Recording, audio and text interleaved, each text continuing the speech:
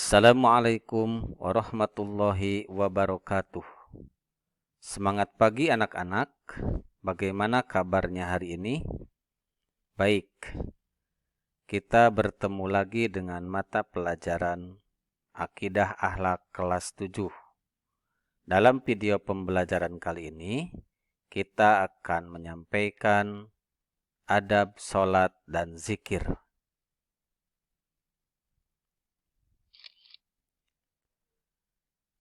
Yang akan kita pelajari melalui video pembelajaran ini adalah adab sholat dan zikir, meliputi pengertian adab sholat dan dalilnya, adab zikir dan dalilnya, hikmah sholat dan manfaat zikir. Sebelum ke pengertian adab sholat dan zikir, mari kita simak bersama pengertian dari masing-masingnya. Pertama, pengertian dari sholat itu sendiri adalah, menurut bahasa, sholat adalah doa. Adapun sholat menurut istilah adalah suatu ibadah yang tersusun dari beberapa perkataan dan beberapa perbuatan yang dimulai dengan takbiratul ihram dan diakhiri dengan salam, dan memenuhi syarat dan rukun tertentu.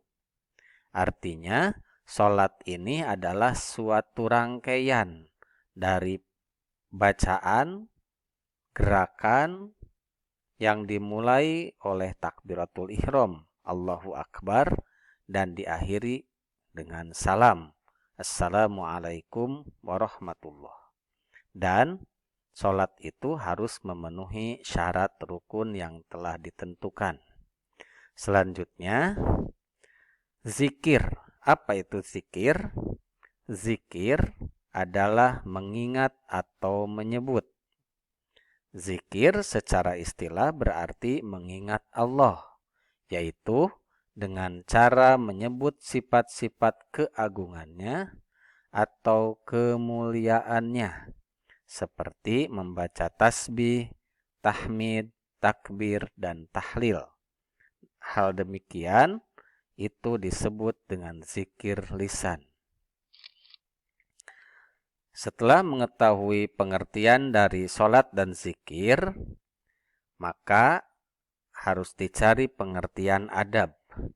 Dalam salah satu literatur, adab diartikan segala bentuk sikap, tata cara, atau tata krama yang tepat. Jadi, adab sholat dan zikir adalah segala bentuk sikap, tata cara, atau tata krama yang tepat sesuai dengan tuntunan Al-Quran dan Sunnah yang melekat dalam pelaksanaan sholat dan zikir, baik sebelum, sedang, atau setelahnya. Selanjutnya, adab sholat dan zikir. Kita bagi dua, adab sholat dan dalilnya. Terdapat surat Al-Ankabut ayat 45. A'udzu billahi minasyaitonir rajim. Bismillahirrahmanirrahim.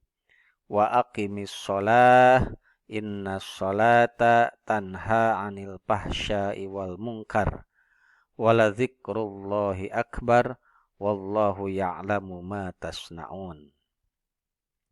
Artinya, dan dirikanlah sholat, sesungguhnya sholat itu mencegah dari perbuatan-perbuatan keji dan munkar, dan sesungguhnya mengingat Allah adalah lebih besar keutamaannya dari ibadah-ibadah yang lain, dan Allah mengetahui apa yang kamu kerjakan. Baik, selanjutnya adalah adab-adab sholat. Adab sholat ini tentunya sangat banyak, dan diantaranya adalah pertama, sholat harus dilakukan dengan khusyuk. Dasarnya adalah Quran Surat Al-Mu'minun ayat 2. Yang kedua, adab sholat adalah hati yang ikhlas. Surat Al-Bayyinah ayat 5. Kenapa harus ikhlas? Karena sholat tanpa keikhlasan tidak akan diterima oleh Allah Subhanahu wa ta'ala. Yang ketiga, adab sholat adalah menjaga waktu dan batas-batasnya. Al-Ma'un ayat 4-5. Kenapa harus menjaga waktu dan batas-batasnya? Karena sholat itu telah ditentukan waktunya. Artinya ketika kita melalaikan waktu sholat, maka itu tidak termasuk sholat yang beradab. Selanjutnya, adab sholat yang keempat adalah menjaga kebersihan dan kesucian, baik tempat sholat ataupun pakaian ataupun yang lainnya, tentunya suci dari najis.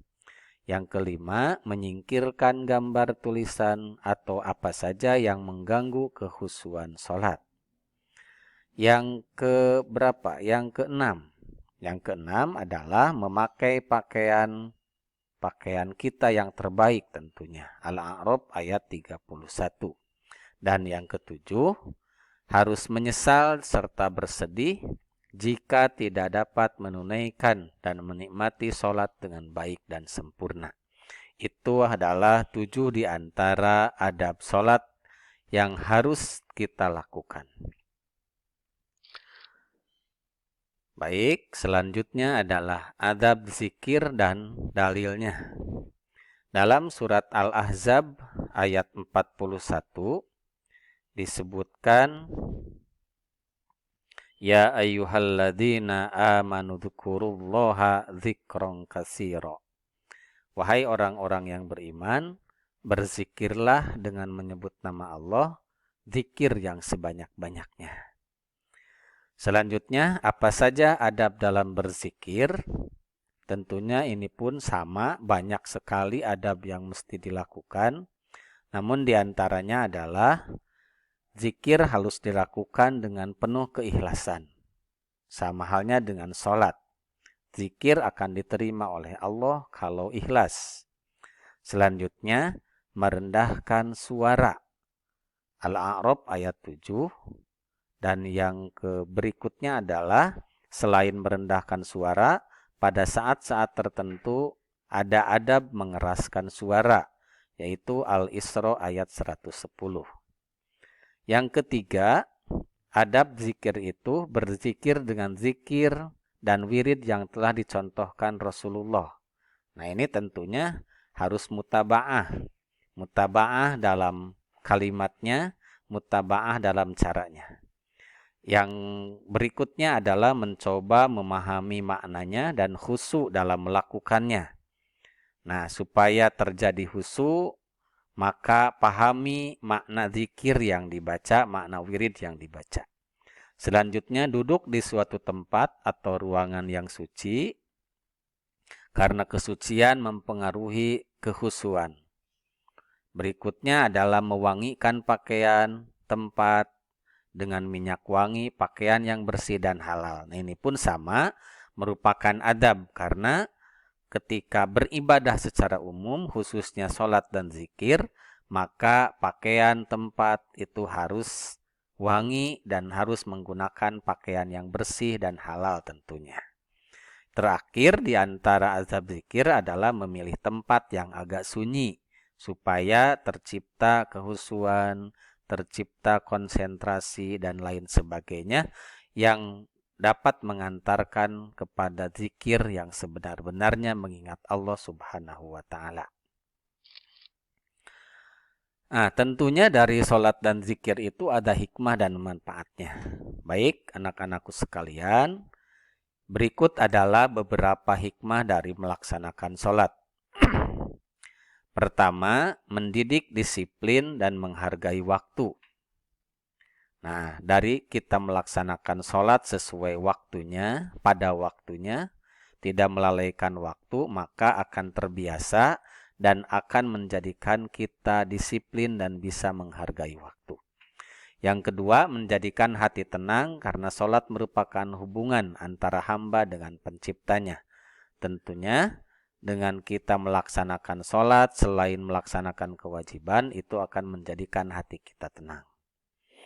Yang ketiga, hikmah sholat itu menyadarkan manusia tentang hakikat dirinya yang merupakan hamba Allah. Ini yang disampaikan tadi, bahwa sholat merupakan kewajiban yang harus disadari oleh setiap manusia atau umat Islam pada khususnya. Yang keempat, menanamkan nilai tidak ada yang memberi kenikmatan dan pertolongan selain Allah. Nah, melalui sholat ini, maka akan tertanam nilai tidak ada yang memberi kenikmatan dan pertolongan selain Allah. Iyyaka na'budu wa iyyaka nasta'in. Selanjutnya, sholat dapat menjauhkan diri dari perbuatan keji dan munkar, sebagaimana dalam surat yang di awal disampaikan. Inna sholata tanha anil fahsya'i wal munkar. Dan terakhir di antara hikmah sholat adalah sholat dapat menjauhkan diri dari sifat sombong. Bagian terakhir dari video pembelajaran ini adalah manfaat zikir. Banyak sekali tentunya manfaat zikir, namun diantaranya adalah pertama, membuat orang lebih bersemangat untuk berusaha.